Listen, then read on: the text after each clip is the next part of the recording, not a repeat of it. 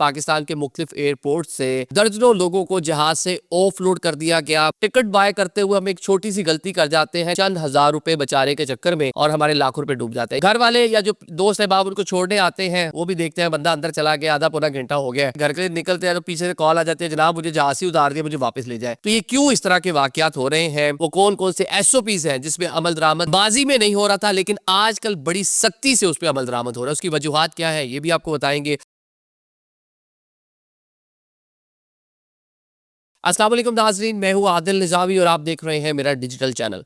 नाज़रीन, आज का व्लॉग इस हवाले से है कि आए रोज़ खबरें आ रही हैं कि पाकिस्तान के मुख्तलिफ एयरपोर्ट से दर्जनों लोगों को जहाज़ से ऑफलोड कर दिया गया। बोर्डिंग पास भी जारी हो चुके थे उनको, और जो उनको लोग प्यारे उनके एयरपोर्ट पे छोड़ने आए थे वो बाय बाय टाटा भी कर चुके थे। कोई उम्रा करने जा रहा था, कोई ईरान इराक जा रहा था, या कोई जनाब जी मलेशिया घूमने के लिए जा रहा था, कोई UAE घूमने के लिए जा रहा था, कोई तुर्की घूमने के लिए जा रहा था, सैर सपाटे के लिए जा रहे थे।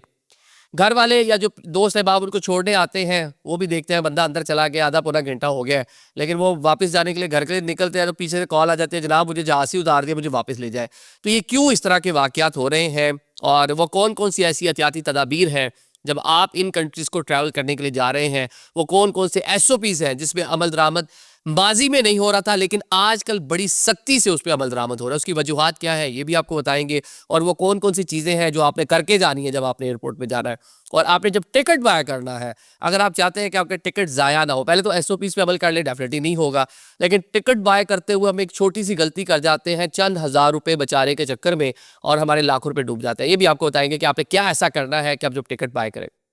फर्स्ट ऑफ ऑल हम देख रहे हैं जनाब, जनवरी के ये जो हम 2 हफ्ते गुजरे हैं, सिर्फ 600 से ज़ायद पाकिस्तानी हैं जिनको बैरून ममालिक से डिपोर्ट किया गया, पाकिस्तान वापस भेजा गया है। कुछ इनमें से ऐसे हैं जो भी एयरपोर्ट पे पहुंचे ही थे, अभी फ्लाइट से उतरे हैं, प्लान किया था जाएंगे UAE घूमेंगे, सऊदीया घूमेंगे, तुर्की सैर सपाटा करेंगे, मलेशिया में घूमेंगे, ट्विंस टावर देखेंगे, वो बहुत से इंसान प्लान बना के जाता है ना, लेकिन एयरपोर्ट से बाहर ही नहीं जाने दिया, आपको फौरी कह दीजिए आप अपनी कंट्री वापस चले जाएं। और तकरीबन 300 लोग ऐसे हैं अभी तक ये 2 हफ्तों के दौरान पाकिस्तान के मुख्तलिफ एयरपोर्ट्स पे जिनको जहाज़ों से ऑफलोड किया गया है, या जिनको बोर्डिंग पास जारी हो चुके थे, मिल गए थे, सीट अलॉट हो गई थी, लेकिन FIA इमिग्रेशन काउंटर ने उनको वापस भेज दिया, उनको फ्लाई नहीं करने दिया। अब उसकी रीज़न जनाब जो सामने आई है वो ये है कि बड़ी तादाद में हमारे पाकिस्तानी जो एक तो वीज़ाज़ का मिसयूज़ करते हैं, इस पर हम पहले भी वीडियो बना चुके हैं, लेकिन अब एक और जो है बड़ी तादाद जो एक मासूम सादा लोग हैं, क्योंकि माजी में इस तरह की सख्ती नहीं थी, उम्रा का टिकट लिया चले गए, बड़ी तादाद में 27-28 लाख पाकिस्तानी सऊदी अरेबिया में मौजूद है। आपने किसी प्यारे के अपार्टमेंट में जाके रुक गए, आपने जनाब पूरा उम्रा पैकेज नहीं लिया, होटल की बुकिंग नहीं कराई आपने, वहाँ पे जो बाकी जो ट्रांसपोर्टेशन है उसके लिए आपके पास पैसे नहीं है। जब आपसे एयरपोर्ट पे जनाब इमिग्रेशन वाले जो FIA के लोग हैं वो पूछते हैं, जनाब ये बताएं उम्रा करने जा रहे हैं, आपके पास पैसे कितने हैं, तो पता चलता है जनाब पैसे कोई पाकिस्तानी कुछ हज़ार रुपए होते हैं, तो जनाब वो आपको नहीं जाने देते। एक तो इसके अंदर जो बैगिंग एक इशू है वो तो अपनी जगह, लेकिन ये एक ट्रेडिशन है हमारे चली आ रही कि लोग अपने दोस्तों के प्यारों के पास रहते हैं, तो अब उसको भी जनाब कैंसिल कर दिया कि सैर किसी ने करा दी, अकोमोडेशन किसी ने कर दी, आपका उम्रा होगा आप करके वापस आ गए। इसी तरह जनाब UAE का लोग बड़ी तादाद में लोग यहाँ पे विजिट के लिए जाते हैं, वहाँ कामकाज कर रहे होते हैं, वन वे टिकट लेके जाते हैं, उनको बिल्कुल फ्लाई करने की इजाज़त नहीं दी जा रही। तुर्की में आप जा रहे हैं, प्लान बना के गए हैं जी तुर्की घूमना है, लेकिन तुर्की से आगे डंकी लगती है तुर्की से, तो वहाँ पे भी जब एयरपोर्ट पे इमिग्रेशन वाले आपसे पूछते हैं जनाब तुर्की जा रहे हैं, कितने हज़ार लीरा आपके पास है, आपके पास कितने $100 आपके पास है, तो काफ़ी लोग जनाब वो पाकिस्तानी चंद हज़ार रुपये उनके पास होंगे, या वो शो करेंगे मेरे पास क्रेडिट कार्ड है, तो क्रेडिट कार्ड वो नहीं देखेंगे, वो देखेंगे करेंसी कितनी आपके पास है। क्रेडिट कार्ड उस बंदे का थोड़ा चल जाएगा, वर्क कर जाएगा, जिसके पासपोर्ट के ऊपर कोई 8-10 कंट्रीज़ के वीज़ा लगे हुए हैं, जो 8-10 कंट्री अच्छी घूमा हुआ है यूरोप अमेरिका की, उसको तो डेफिनेटली जाने देंगे। लेकिन अगर आप पहली बार तुर्की जा रहे हैं और आपका कैश में कुछ नहीं है, आप कार्ड भी शो करते हैं, तो आपको बिल्कुल ट्रैवल नहीं करने देंगे। इसी तरह UAE आपको ट्रैवल नहीं करने देंगे। इसी तरह